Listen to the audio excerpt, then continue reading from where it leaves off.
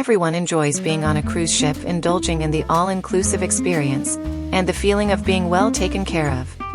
But before all this beauty happens, there's some preparation to go through. Today, follow me, Allison, as we depart from New York, fly to Florida a day early, and then follow me all the way to the port of Fort Lauderdale and unbox my Oceanview room with its huge windows and rare 2 bathrooms. Finally, fast forward to the day my cruise ends.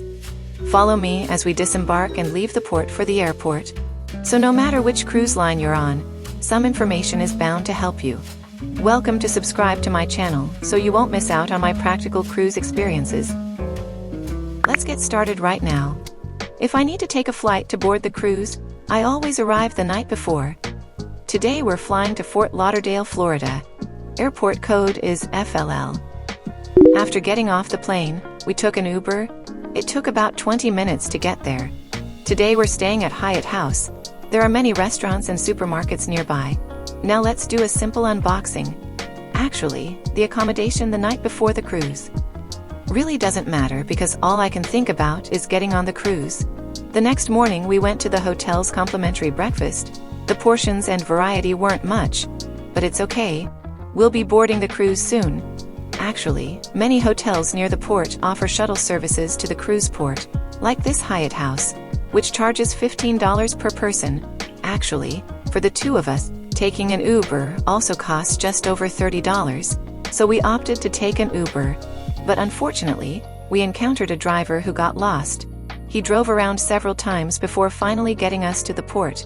It's important to note, no matter how close your hotel is, you must take a vehicle to enter this port, and there are guards at the gate, checking the IDs of both the driver and passengers, before allowing you to enter.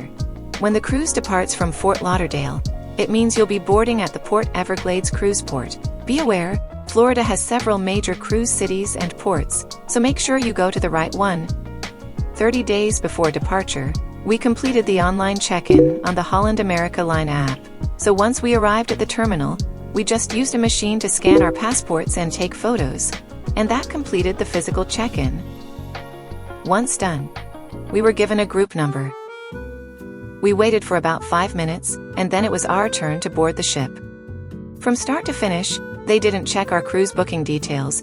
I guess it's because that machine not only scanned our passports, but also verified our booking. This is where we'll be staying for the next 12 days. So excited! The first thing to do is complete the safety drill. The meeting location is written on the room key.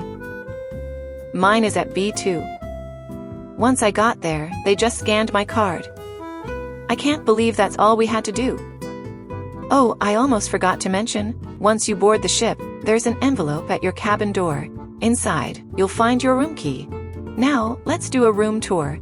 We're staying in a family Oceanview stateroom. Right at the entrance, there are life jackets and some drawers. The wardrobe space is quite spacious, making our clothes look minimal. There's also a full-length mirror inside. Inside this cabinet, there are 2 adult bathrobes and a safe. Below that is the minibar. Even though we have a drinking package, it does not include the items in the minibar. To free up some space, I asked the cabin steward to empty the minibar. This bed is actually 2 twin beds combined into one. The mattress is custom designed by Holland America Line. There are also USB outlets. You can tell this is a newer ship. Later, we asked the cabin steward to separate the beds.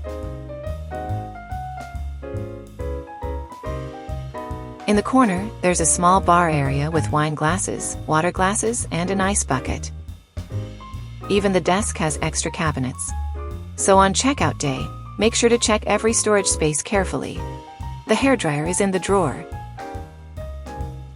There's also storage space under the TV.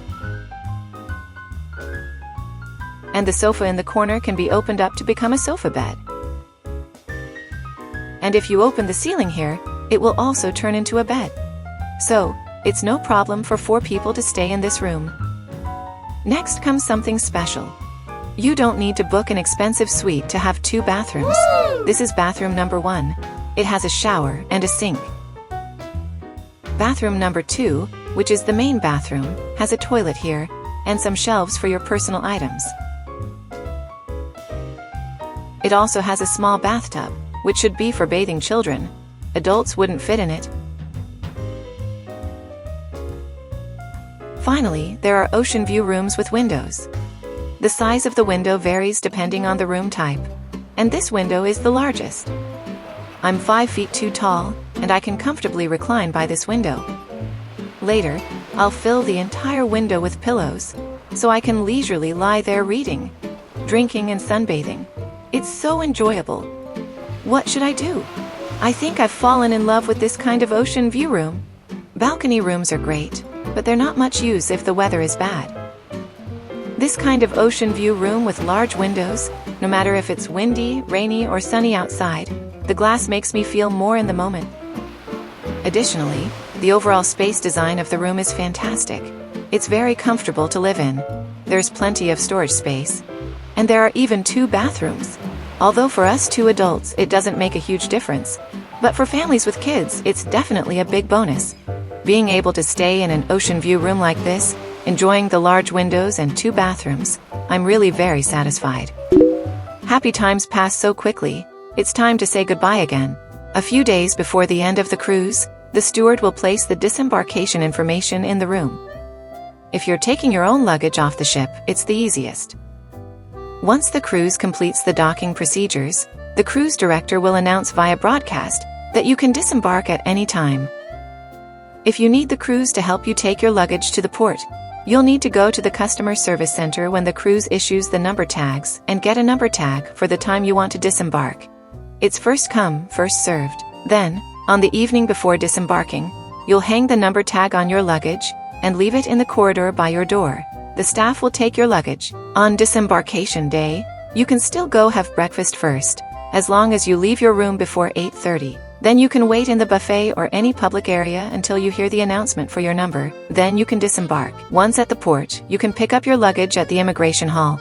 Holland America Line has arranged the boarding and disembarking processes very smoothly. Finally, the cruise director and staff will say goodbye to everyone at the port. At this point, thousands of people need to call Uber at the same time, so the prices will skyrocket. Fortunately, this port offers shuttle buses that can take us directly to the airport, and the price is very reasonable. No need to book in advance. Just let the staff know, and they will arrange a vehicle for you. It's only $11 per person to take us to the airport. That's all. These are the insights and information I've carefully compiled. If you think this video is good, please like and subscribe. Not only will it encourage me, but it will also help more people see this useful information. See you in the next video. Bye.